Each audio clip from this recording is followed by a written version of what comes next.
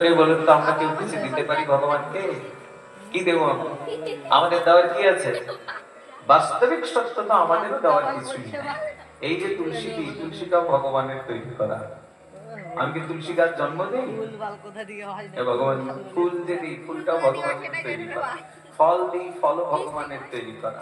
অন্ন ব্যঞ্জন যা রান্না করে দিই, ওটাও ভগবানই কৃপা করে উৎপন্ন করেন, নাকি আমি তৈরি করি? ধান আমি জন্মাই, ডাল আমি তৈরি করি, সব ভগবান উৎপন্ন করেন। তাহলে ভক্তের ভাব কি হওয়া উচিত? তদীয় বস্তু গোবিন্দ তুভ্যমেব সমর্পয়ামি। তোমারই বস্তু না, তোমার চরণে সঁপে দিলাম, কৃপা করে গ্রহণ করো। হ্যাঁ, তাই কেন তাই হলো? ব্রহ্মাজি দেখলেন তাহলে প্রভুর চরণ কি দিয়ে সেবা করবো?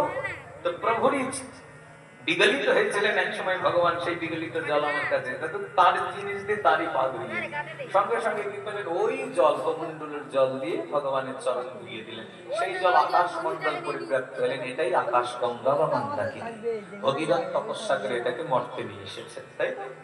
ভগীরথ কে? রামজির পূর্বপুরুষ, তাই না?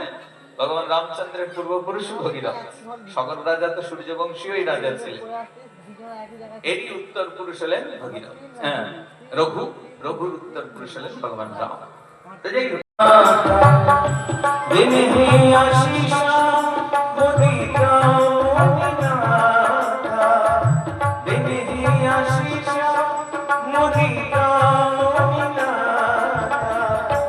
কিন্যা প্রণাম চরণ ধরে মাতা, কিন্যা প্রণাম চরণ ধরে মাতা, চরণ ধরে মাতা। একবার